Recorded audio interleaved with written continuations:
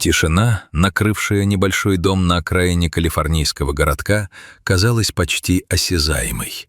Она давила на плечи, мешала дышать и заставляла вздрагивать от каждого шороха. Все, кто хоть раз в жизни терял своих питомцев, знают это разрушительное состояние. Это не просто грусть, это всепоглощающая, лишающая сил тревога, когда привычный мир рушится на части. А если потерявшееся животное немощно или имеет тяжелые заболевания, земля буквально уходит из-под ног. В голове крутится лишь один непрерывный вопрос. Как он там? Один, в темноте, без защиты? Именно с такой бедой столкнулась семья 12-летнего лабрадора по кличке Коул. Для своих хозяев Коул был не просто собакой. Он был хранителем семейного уюта, старым добрым другом, прошедшим с ними через годы радостей и невзгод. Однако время берут свое. К 12 годам золотистый лабрадор полностью лишился зрения. В глазах пса застыла белесая пелена. Да, у собак отлично развит нюх, и первое время Коул уверенно перемещался по знакомому дому и двору, буквально рисуя карту пространства запахами. Но ориентироваться на незнакомой местности абсолютно слепому животному – задача почти невыполнимая. Мир за пределами родного забора превращался для него в лабиринт, полный невидимых опасных ловушек. Трагедия произошла в один из обычных теплых дней. Калифорнийское солнце мягко прогревало землю, во дворе пахло хвоей и сухой травой. Хозяева буквально на несколько минут отвлеклись, а когда кинулись искать Коула, калитка оказалась приоткрытой, а пса нигде не было. Начались самые кошмарные дни в жизни семьи. Они искали его сутками, прочесывали ближайшие улицы, заглядывали под каждый куст, звали его до срыва голоса. Прошла целая неделя. 7 дней и ночей полнейшего неизвестности. С каждым прошедшим часом надежда таяла. Скептики и даже некоторые знакомые сочувственно качали головами. Людям прямым текстом говорили, что за такой долгий срок в местной дикой природе слепая и старая собака просто не выживет. Калифорнийские леса и холмы кишат хищниками, койотами и пумами, а отсутствие воды и пищи делает шансы близкими к нулю. Почти все твердили: примите это, он уже погиб. Но хозяева не собирались опускать руки. Настоящая любовь не умеет сдаваться по расписанию. Они напечатали сотни листовок с фотографией сидеющей морды Коула, подробным описанием его состояния и просьбой о помощи. Семья расклеивала эти объявления по всему городу, на столбах, у магазинов, раздавала прохожим, надеясь на чудо и на отзывчивость окружающих. К счастью, в нашем мире все еще остаются люди, готовые прийти на помощь в безумно безнадежной ситуации.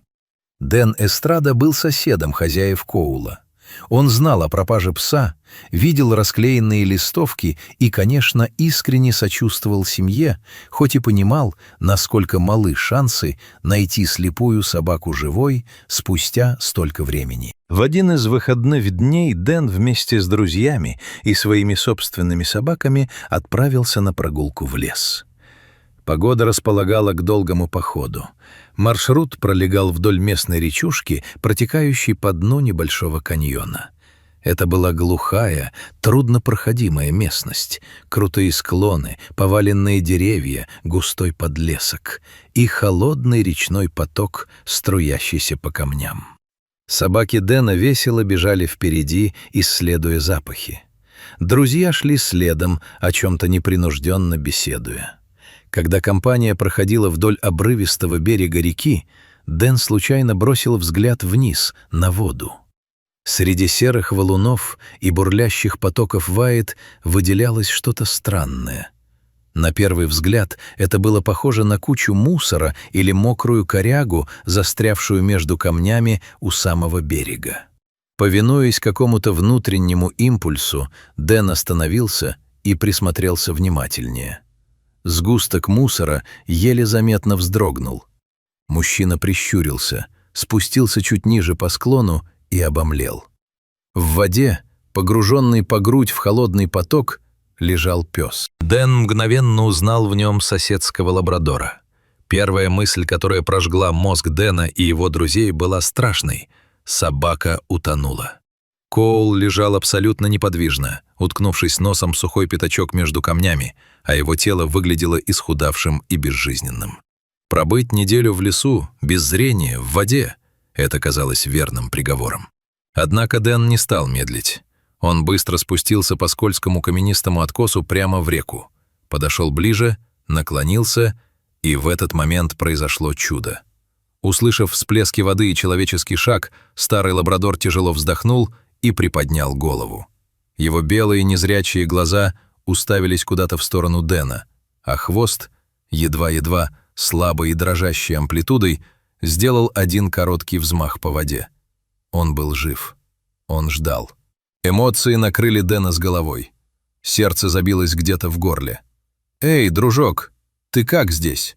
— тихо прошептал Дэн, опускаясь на колени прямо в холодную воду.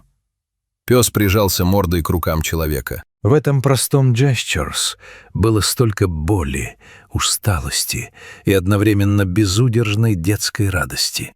Коул узнал человеческий запах. Он понял, что его кошмар, длившийся целую неделю, наконец закончился. Дэн попытался поставить лабрадора на ноги, но Коул оседал обратно на гальку.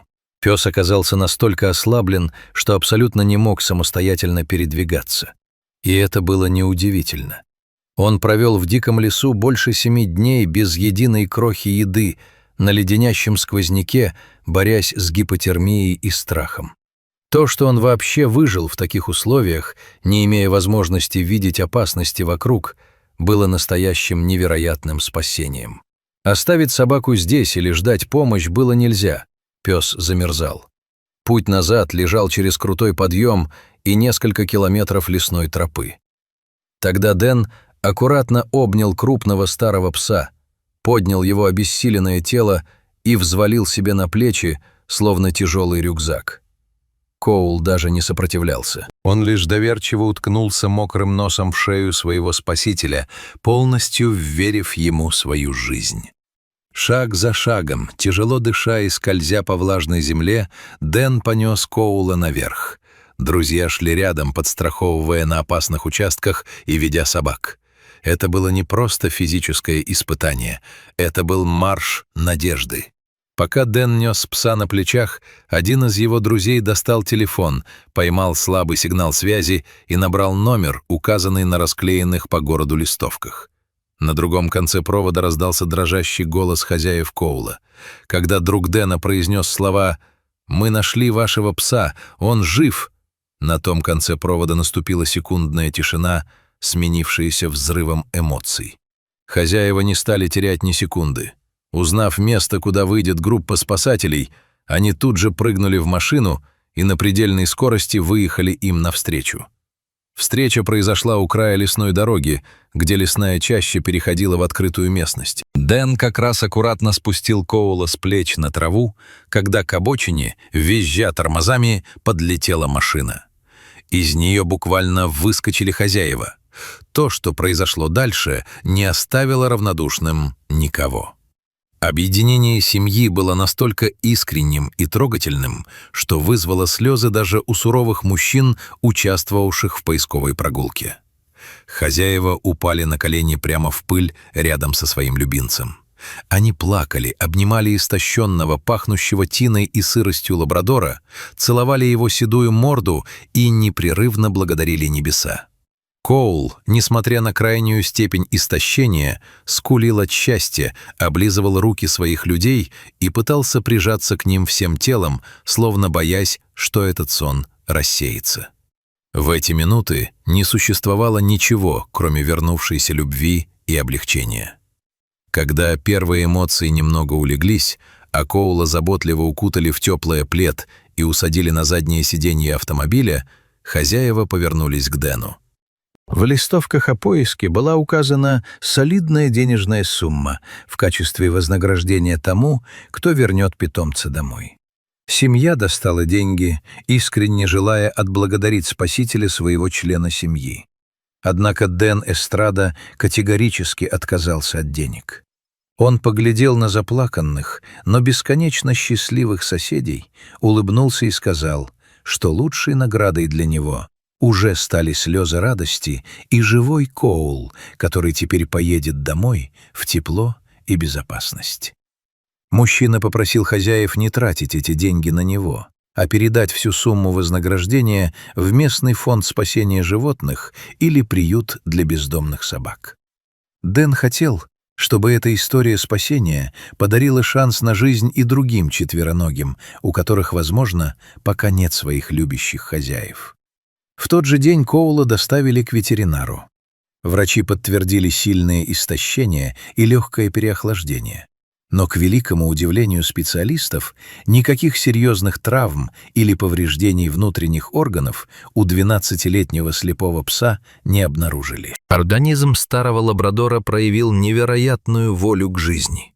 Эта история, произошедшая в Калифорнии, быстро разлетелась по округе, напоминание каждому: безнадежных ситуаций не бывает, пока есть те, кто продолжает искать, и те, кто не проходит мимо чужой беды.